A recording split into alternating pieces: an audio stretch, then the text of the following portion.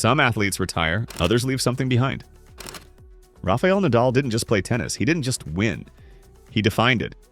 And now, he's gone.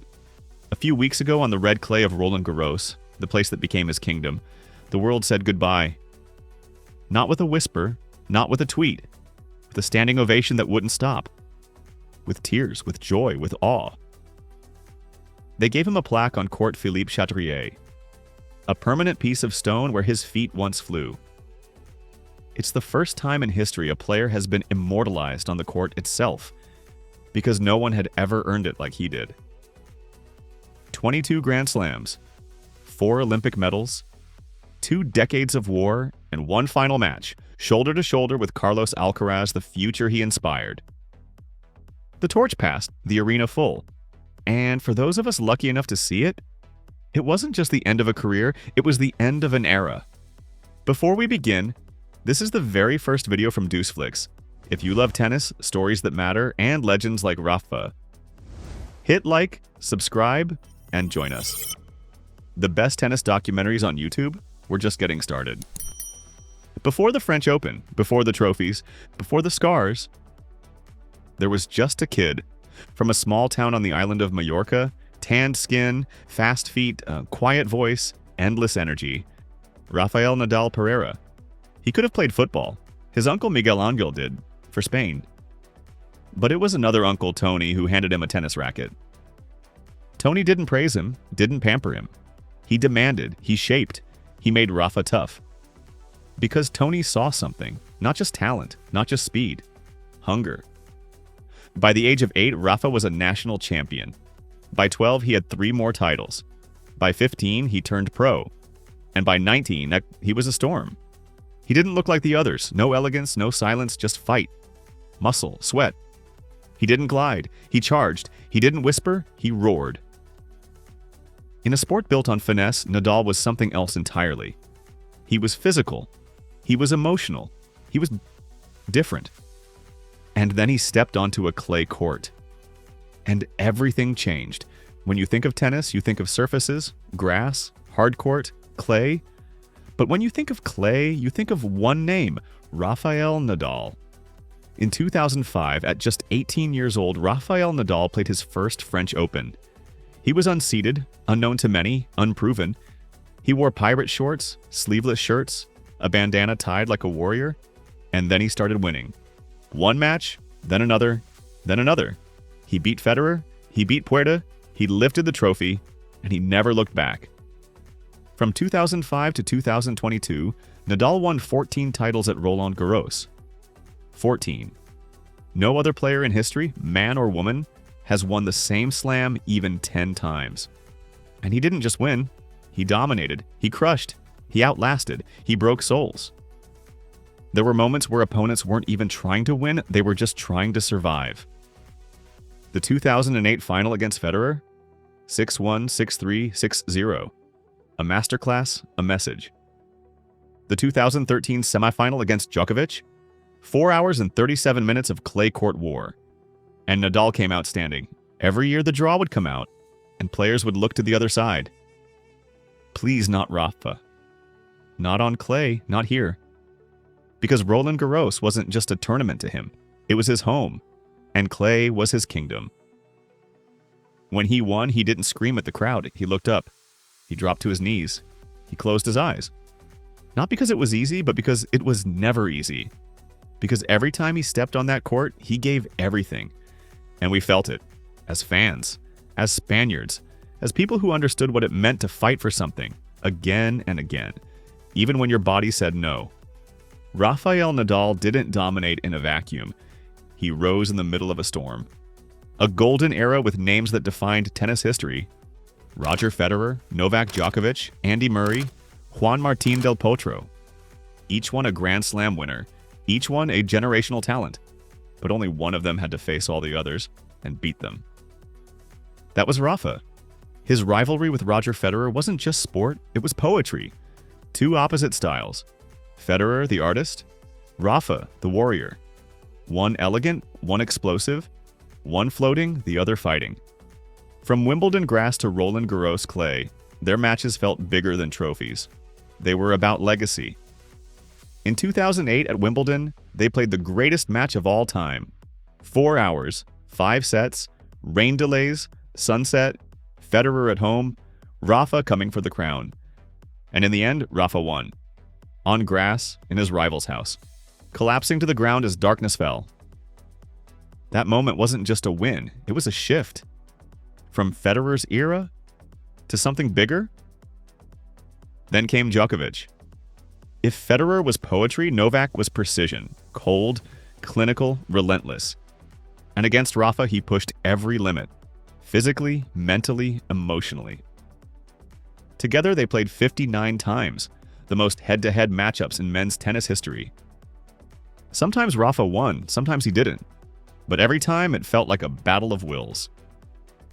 The 2012 Australian Open final? 5 hours and 53 minutes. The longest Grand Slam final ever.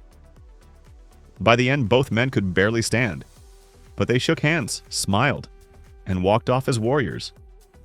And still there were more. Andy Murray, who fought Rafa on hard courts and grass. Del Potro, whose power challenged even Rafa's strength.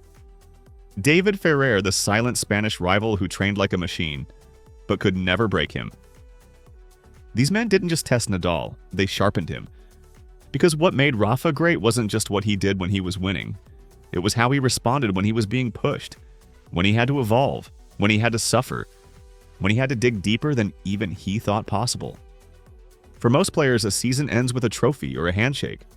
For Rafael Nadal, it often ended on a treatment table. His body was a battlefield. Knees, wrists, abs, back, foot, especially the foot. The chronic Müller-Weiss syndrome in his left foot nearly ended his career multiple times. But he never used it as an excuse. He never asked for pity, he just disappeared, healed, and came back. In 2009, after a heartbreaking French Open loss, he missed Wimbledon. People said his time was up, that his knees were done. In 2012, more injuries. Missed the US Open. Fell out of the top 5. In 2016, a wrist injury. Then in 2018, an abdominal tear. In 2021, more foot pain. In 2023, he missed almost the entire season. And every single time, he came back. Not just to play only, but to win. In 2010, after doubts about his knees, he won the French Open, the Wimbledon, and the US Open, all in the same year. A career Grand Slam at 24. In 2013, after 7 months off, he returned and had one of his best seasons ever. He won the French and the US Open, ended the year number 1. And in 2022, with his foot barely holding together, he won the Australian Open after being down 2 sets in the final. It was his 21st Grand Slam, breaking Federer and Djokovic's record. What made Rafa special wasn't just how he won, it was how many times he started over, how many times he fell and got back up, how many times he was told it was over and said, not yet. Because for him, tennis wasn't about dominating when he was healthy. It was about surviving when he wasn't. It had to end where it began. Roland Garros. Not just the court he ruled, the court that became his name. In 2025, Rafael Nadal returned to Paris one last time. Not to win, not to prove anything, just to say goodbye. And the tennis world stopped to watch. From the moment he walked onto court Philippe Chatrier, the atmosphere changed. It wasn't a match, it was a moment. An arena full of memories, an audience holding its breath. Carlos Alcaraz, Spain's future, was at his side, a symbol of the torch being passed. They didn't win gold in the Olympics. They didn't need to. Because this wasn't about medals, it was about legacy. And after the final point, the entire stadium stood. Not for the score, but for the man. Tears, flags, applause that wouldn't end. Even his opponents stopped and clapped. Then came the tribute, a video montage where from his first title in 2005 to that last moment. Speeches from legends, coaches, rivals, and from the French Tennis Federation. Something never done before. A plaque on the court, permanent, eternal. Rafael Nadal, 14-time champion, king of clay, legend forever. Set into the surface of Philippe Chatrier. His name, not on a wall, but in the clay itself, where it belongs. And on that day in Paris, tennis said goodbye. But Spain? We said thank you. If Federer made tennis look like art, and Djokovic made it look like math, then Rafael Nadal made it look like war. He didn't win with elegance, he won with intensity. Every point was a battle, every shot an act of will. It started with the forehand, heavy, violent, spinning off the strings with a whip-like motion. The follow-through over his head, the RPMs insane. More topspin than anyone had ever produced, by far. On clay, it kicked up high. On hard court, it pushed opponents back. On grass, it forced them to hit off balance, and when he opened the court with it, he went inside in, down the line, wherever he wanted. That forehand wasn't just a weapon, it was a message. Then came the defense. He didn't glide, he scrambled, he didn't block, he counterpunched. And he turned a defense into offense better than almost anyone in history. The way he tracked down balls 2 meters behind the baseline, then sprinted forward to crush the next one? It didn't seem possible, but Rafa made the impossible look like routine. And of course, the footwork. Explosive, relentless, controlled chaos. He bounced, he lunged, he slid on clay like he was skating. His movement wasn't elegant, it was efficient, aggressive, built for survival. Combine that with his mental strength, his rituals, his intensity, and you got a player who didn't just beat you. He wore you down. Tennis wasn't a game to him, it was a fight. Every point, every set, every match. And he never showed up to participate. He showed up to outlast you, to test your lungs, your legs, your soul. For over 2 decades, Rafael Nadal wasn't just a tennis player. He was a symbol of pride, of humility, of everything we want to believe about ourselves, especially in Spain. He wasn't born in Madrid or Barcelona. He came from Manacor, Mallorca, a town of fishermen, families, and hard work. He stayed close to home, trained in the heat, worked in silence, never moved to Monaco, never chased luxury, and people noticed. Because while others chased fame, Rafa chased purpose, and we felt that. He became a national voice, not just in sport, but in spirit. When he cried after winning Olympic gold in 2008, we cried with him. When he fell to the clay in Paris, we celebrated like it was ours. When he lifted trophies with the flag wrapped around his shoulders, he wasn't just representing Spain, he was carrying it. And it wasn't just the winning, it was how he won. Always humble in victory, always gracious in defeat, always first to praise his opponent. In a world full of noise, he was disciplined. In a sport full of egos, he was respect. You didn't have to love tennis to love Rafael Nadal. You just had to love the values he stood for. Ask anyone in Spain, or even outside it, and they'll tell you, he made me proud to be Spanish. He made me believe effort matters. He made losing feel like learning. He was more than a champion, he was an example. And that's why, even when he lost, he never lost us. If you were born in the late 90s or early 2000s, Rafael Nadal wasn't just part of your childhood. He was your childhood. You saw him on TV before you understood the rules. You heard the word Roland Garros before you knew what Paris was. You yelled Vamos before you even realized it meant let's go. He was on your posters, your school notebooks, your screensaver. He was the reason you picked up a racket or believed in any dream at all. Every year there was a ritual. Spring meant clay. Clay meant Paris. Paris meant Rafa. And whether you were 8 or 18, you knew you were about to watch something historic. Not just because he won, but because of how he fought. There was something reassuring about it, something grounding. No matter what was happening in your life, you could count on Rafa being Rafa. Running, fighting, sweating, winning. Or losing, but never giving up. For many of us, he was the first athlete we truly felt connected to. Not because we played tennis, but because he looked like someone we knew, spoke like someone from our town, carried himself like someone we admired. And now that he's gone, it feels like childhood is gone too. But here's the truth. We didn't just grow up watching Rafa. We grew up learning from him how to suffer, how to stay humble, how to keep going. And those lessons, they don't retire. What do you leave behind when you've won everything? What do you give to the world beyond the stats?